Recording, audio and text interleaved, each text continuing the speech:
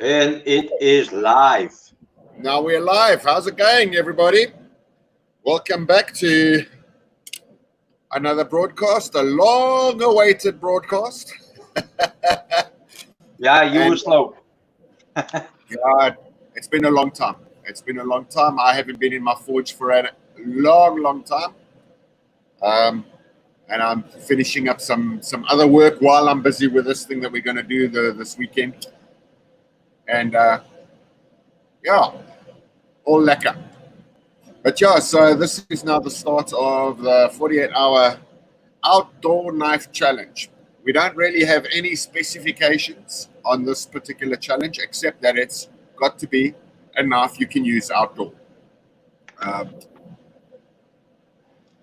So what I'm doing is I'm going to make one of these.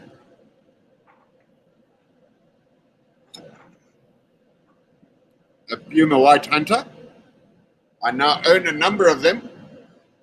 I've started a nice little collection. I've got a pre-1964 model. I've got a 1967, which is coming in from the States. And I've got this one, which is a modern one. And now I need to find one from the 70s, 80s, 90s, and early 2000s. And that's my collection. I'm going to mount them nicely, probably in my lounge. Now I know why you're selling off your equipment. Exactly, because I need to afford these fucking knives.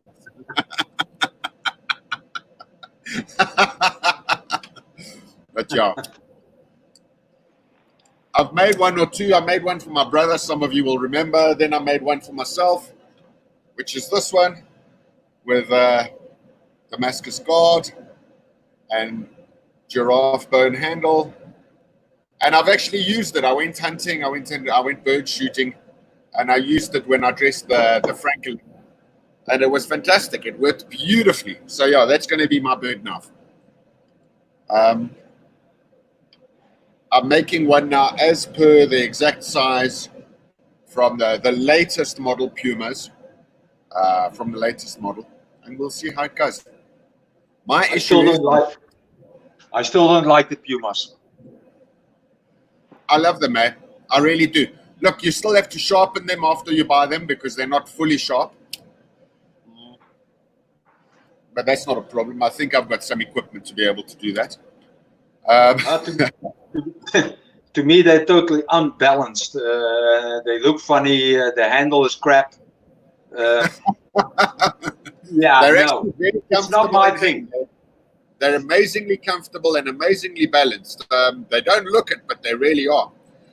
No, I've held a few, and the handle is too blocky. It doesn't fit well. But maybe it could be these big hands. Yeah, the great thing with this knife, wait, there we go. Most guys that own one of these, they end up sharpening this edge over here, which you shouldn't, because this edge is actually meant to be used as an axe. Okay. When you're splitting your firewood or whatever, you know, your Kindle or whatever, you use this part.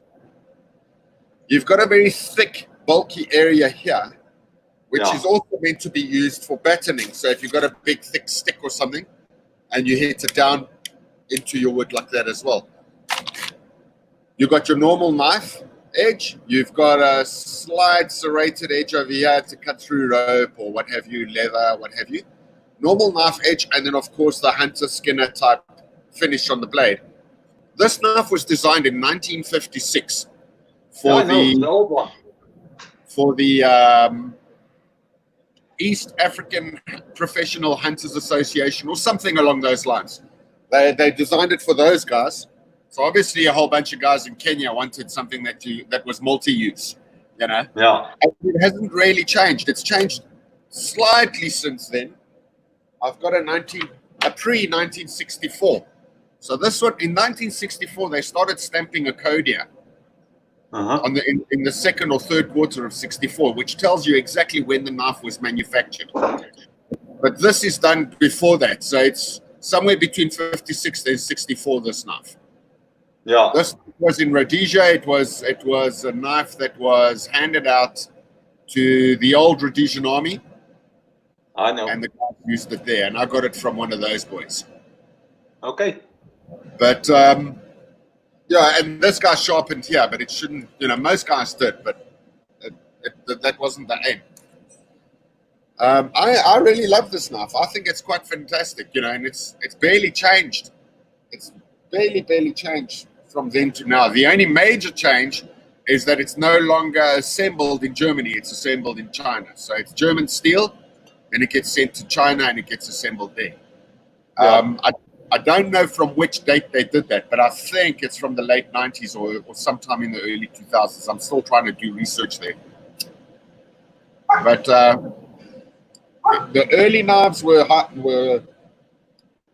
high carbon. Then they went to a separate type of material. What did they call it? Puma steel or something like that. Yeah, it's a vanadium steel. Yeah, and now it's a 400C or somewhere along those lines. Yeah. So the steel actually got crappier. Sorry? I said the steel actually got crappier. Yeah. Look, obviously, if you think about it, it's probably all about economics. Yeah. So, yeah, it's just to make higher profits. Okay, some guys. That's what we try to do too. Sorry? That's what we try to do too. Yeah, exactly. And that's why the Chinese have got clever, that's why they got so powerful, because yeah. they promise those low costs at any cost. At any cost, yeah. Yeah, exactly. But so what now are you planning to build? Well, it's kind of like a big machete type thing. Yeah, it's a machete type thing. I must honestly say this is an order from a customer. Okay. You know those pangas from which you can buy at any hardware store. Yeah. They got the yellow and green lasher. That's it. Yeah, but he also owns one, which is, I think they're a bit wider. They're about that wide. Okay. Left is right, right is left, and but he actually thinks the blade is a bit too whippy and not heavy enough, and also the handle is too short because his hands are about that wide. So he asked me to make a new one. What steel are you using? What steel are you using? 5160. Okay. Because it's going to be a knife that's going to be used in the bush. It's going to do heavy work, full flat grind, and that's it. And how are you going to quench that? In oil. No, you chop a full quench or only a part quench where you just quench the edge. No, it's going to be a full quench, and then I'm going to draw the spine back. Okay. Yeah. Yeah. Yeah, better. Otherwise, you will have. Yeah. Yeah, because my my horizontal tank is not long enough for the blade. Okay. So I need to do a full quench and then draw the spine back. Okay. But it will work. Cool. Lekker. Yeah.